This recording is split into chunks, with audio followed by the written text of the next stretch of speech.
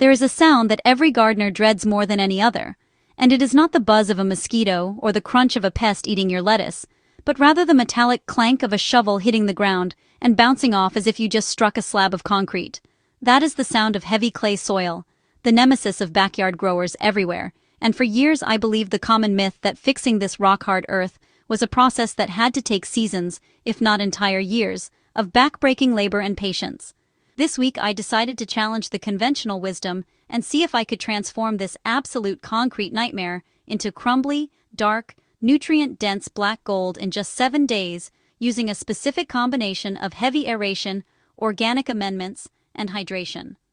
The journey began on day 1 with an assessment of just how bad the situation truly was, and as I tried to force a garden fork into the earth, I could feel the vibrations travel up the handle and rattle my bones because the soil structure was completely collapsed. Clay soil is essentially made up of microscopic mineral particles that are shaped like flat plates, and when they get wet and then dry out, they stack on top of each other perfectly like a deck of cards, locking together so tightly that there is no room for air or water to move between them. My goal for this week was not to dig this soil out and replace it, which is expensive and destroys the local ecosystem, but to force those plates apart by injecting organic matter right into the heart of the compaction. I started by watering the area deeply, because trying to work dry clay is a recipe for broken tools and a broken back, so I let the hose run on a slow trickle for an hour, until the ground was softened just enough to allow a tool to enter without bending. The key to this rapid transformation is not tilling, which destroys the fungal networks we are trying to build, but rather broad forking or deep aeration, where we plunge long tines into the earth and gently rock them back and forth to crack the ground open without turning it over. Once I had fractured the ground and created thousands of deep fissures and cracks running 12 inches down into the clay, the real magic began with the application of what I call the catalyst mix, designed to wake up the biology in record time. I did not just dump a bag of generic potting soil on top, but instead I mixed a potent blend of finished compost, which brings the structure, and worm castings, which bring the microbiology and natural growth hormones that signal to the soil life that it is time to get to work. I also added a generous dusting of gypsum, or calcium sulfate, which is a secret weapon for clay gardeners because on a chemical level, the calcium ions help to flocculate the clay particles, essentially causing those flat plates to clump together into crumbs rather than stacking into sheets. This chemistry combined with the biology is what speeds up a process that usually takes years into a matter of days. And as I raked this dark, rich mixture over the surface, I made sure to sweep it deep into the cracks and holes I had created with the fork. It looked like I was grouting a tile floor, forcing that organic matter deep down into the profile where it could act as a sponge, holding moisture and inviting earthworms to come up from the subsoil to feast. The next phase of the process was all about protection and hydration, because bare soil is dead soil, and if I left my new mixture exposed to the sun and wind, the clay would simply suck the moisture out of the compost and return to its concrete state within 24 hours. I covered the entire bed with a thick 4-inch layer of shredded leaves and straw, creating a blanket that would trap humidity and keep the soil surface in total darkness, which is the environment that beneficial fungi and bacteria need to explode in population.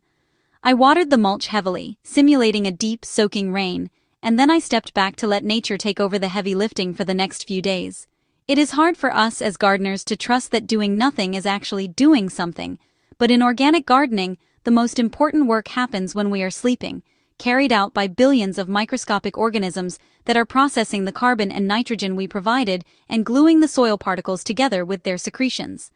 By day 3, I could not resist checking under the mulch to see if anything was happening, and while the soil was not yet perfect, the change in the surface texture was already undeniable. Where there had once been a hard, cracked crust that repelled water, the surface was now dark and damp, and I could see the white threads of mycelium starting to weave through the interface between the compost and the clay. This fungal network is the internet of the soil, connecting nutrients to roots and physically binding soil particles into aggregates that allow for drainage and oxygen flow. I resisted the urge to dig or disturb the process, and instead added another light watering of compost tea, a liquid brew bubbling with life that acts like an energy drink for the soil food web, accelerating the breakdown of the organic matter and pushing the transformation even faster. This is the difference between simply adding dirt and building an ecosystem. We are not just changing the texture, we are inoculating the land with life that will continue to work the soil long after this 7-day experiment is over. As day 5 rolled around, the weather turned hot, and I was worried that the heat would bake the clay back into a brick, undoing all my progress. But the thick layer of organic mulch acted as the perfect insulator, keeping the soil temperature cool and stable. This is a critical lesson for anyone growing in tough conditions, which is that your soil creates its own microclimate if you give it the right armor. And when I slipped my hand under the straw, the earth felt cool and moist to the touch. I noticed the first signs of macro life returning, specifically a few small earthworms that had surfaced to pull bits of the compost down into their burrows. And this vertical movement of worms is the best natural tillage you can ask for, because they mix the clay and the organic matter far more perfectly than a rototiller ever could. They leave behind slime trails that are rich in nitrogen, and help to stabilize the tunnels they create, turning the solid block of clay into a Swiss cheese of air pockets and nutrient highways.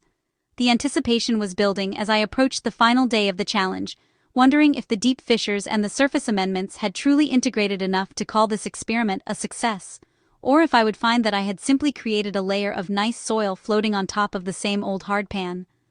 On the morning of day 7, I walked out to the garden with my shovel, the same tool that had clanked and bounced off the surface just a week ago, and I prepared myself for the final reveal. I pulled back the mulch layer, revealing a surface that was jet black and smelled sweet and earthy, like a forest floor after a rainstorm, rather than the dusty metallic smell of the dead clay I started with. I positioned the shovel, took a deep breath, and pushed down with my boot, and instead of the jarring impact I was used to, the blade sliced into the earth with a satisfying shush sound, sinking deep into the profile with minimal effort. I leveraged the handle back and lifted a scoop of soil that crumbled apart in my hands, revealing a beautiful cottage cheese-like structure, where the heavy clay had begun to aggregate with the compost to form true soil crumbs.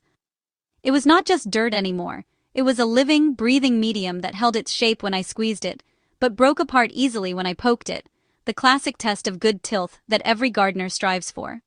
The gypsum had done its work chemically loosening the bonds, the compost had provided the sponge, and the worms had started the mixing process, turning what was once a barren wasteland into a planting-ready bed in just 1 week. While it is true that soil building is a lifelong pursuit, and this bed will only get better with time, this experiment proved that we do not have to wait years to start growing, and that we can jumpstart the process dramatically if we understand the science of how soil works. This transformation from rock-hard clay to black gold changes everything about how we approach a new garden, proving that you don't need heavy machinery or expensive replacement soil to start an organic oasis. You just need to feed the earth and let biology do the digging for you. If you have been struggling with difficult soil and feeling like your garden is fighting you every step of the way, I encourage you to try this heavy aeration and deep mulching method and see just how fast nature can heal itself when given the right ingredients. I would love to hear about your own battles with clay or sandy soil down in the comments below, so please let me know what has worked for you. And if you found this transformation satisfying, please hit that like button and subscribe to the channel for more organic gardening tips that help you grow healthier food with less work.